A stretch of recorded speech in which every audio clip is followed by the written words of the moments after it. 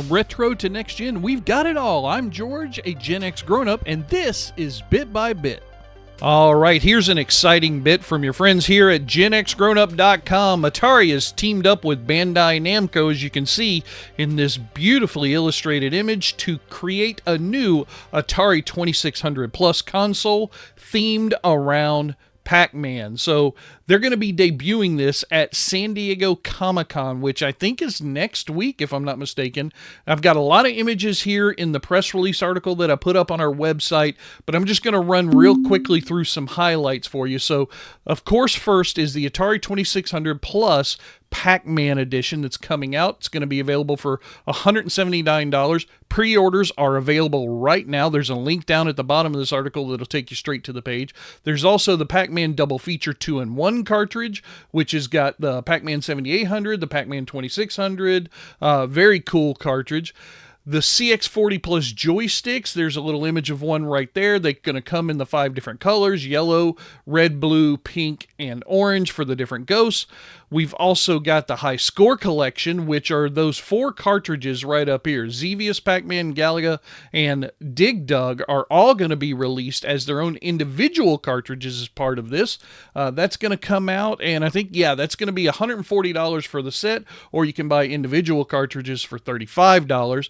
Then there is the exclusive gold edition of the Pac-Man Double Feature 2-in-1 cartridge that will only be sold at San Diego Comic-Con. So if you happen to be in that area, grab one for yourself and grab 3 of them for Gen X Grown-Up while you're at it. We'll make sure we get you back on that. No, I'm just kidding. They're $99 each. They're going to come with some extra stuff in them, so that's really cool.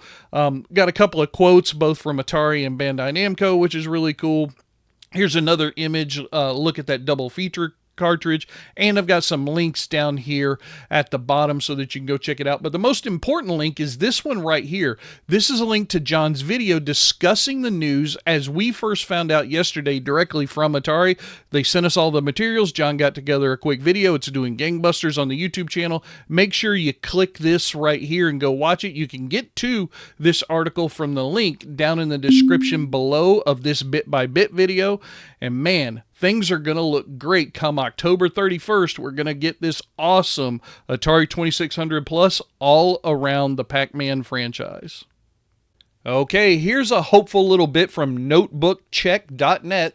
The Stop Killing Games movement has hit another milestone in its mission to try and force game manufacturers to allow games to stay playable even after the platforms or the game developers have gone the way of the dodo. So this kind of is akin to like when we were kids, we would buy a cartridge and a 2600, and as long as the 2600 worked and, didn't burn a fuse or whatever, and the cartridge worked, we didn't destroy it or something, you could play that game forever. People are still playing those cartridges today.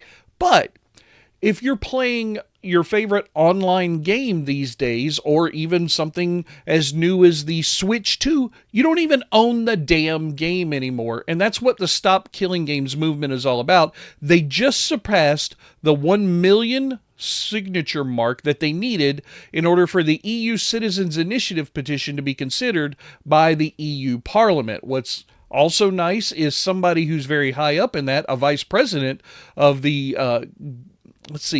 with the EU Parliament Vice President, Greens and EFA Group, MEP for Romania. That's a lot for me to remember. Sorry about that. Nikolai I'm not even going to try. Nikolai S. I stand with the people who started this citizens initiative. I signed and will continue to help them. A game once sold belongs to the customer, not the company. Ladies and gentlemen, there's a lot more in this article to read. There's a cool little Twitter post that you can take a look at and a video. I highly suggest you do both. I'll leave the description to this article down below, but this is a really good thing for all of the gamers, regardless of your generation. All right, here's a new hardware bit from TechRadar.com. The 8BitDo Pro 3 looks to be the next big retro gaming controller to hit the market, and it's looking pretty good from what I can see in this article. Price is nominal, $70 US, 60 pounds. You can pre-order it on Amazon, as you can see right here. Looks like it's going to be shipping on August 12th. In the US, UK folks will have to wait a little bit longer. Ooh, October 10th. My goodness. We get 3 colors in this. The SNES inspired G Classic, a gray, and an eye-catching purple. Is that the purple variant? Let's see if they've got... Yeah, that must be the purple one. So there's the 3 colors. You can look here. This is over on X, so you can go check out this and look at the pictures in a little bit more detail. But yeah, it's a Bluetooth gamepad. It's going to be compatible with Switch, Switch 2. Who else? I thought I saw more than one. Let's go a little bit and just talk about some of the stuff. So it's going to have Hall effect triggers, trigger locks, and thumbsticks. Or Hall effect-like TMR thumbsticks, I guess. But this person, they like the swappable magnetic face buttons. So optional joystick modules. It's also got some programmable buttons in this. This thing looks like it's going to be really good for a lot of us out there. What else in there? Yeah, it's also compatible with the PC, Mac, SteamOS, Android devices. So it's got a lot of compatibility out there for a Bluetooth controller, which you would expect, especially at this price range, and from 8-Bit Dough. I mean, they just make some awesome stuff. So yeah, I might be pre-ordering this myself, or maybe I should reach out to that company and see if they'll send one over to GenXGrownUp and let us take a look. Okay, well, here's an oh shit bit for all of the YouTubers out there like GenXGrownUp who like to review some of these handheld gaming devices. There's a YouTuber over in Italy who might have to go to jail for reviewing some of these handheld devices. So the YouTuber in question is Once We're Nerd, and it's the Italian government who has brought this case against him. Man, this is just really scary. So let me just cut down to the chase. So he's been doing a lot of reviews of Anbernic devices. Now, these are the little handheld devices. I've talked about them here on Bit by Bit multiple times. We just haven't been able to get in contact with the company to have them send us any. So maybe that's a good thing in this case. But in Italy, I guess there's some very strict laws on the books since 1941, according to this article. And they have the possibility of shutting this guy down. It looks like it's all around copyrighted material from Nintendo and Sony, but it does say that the agency itself could have been the ones who made the complaint. They came in on April.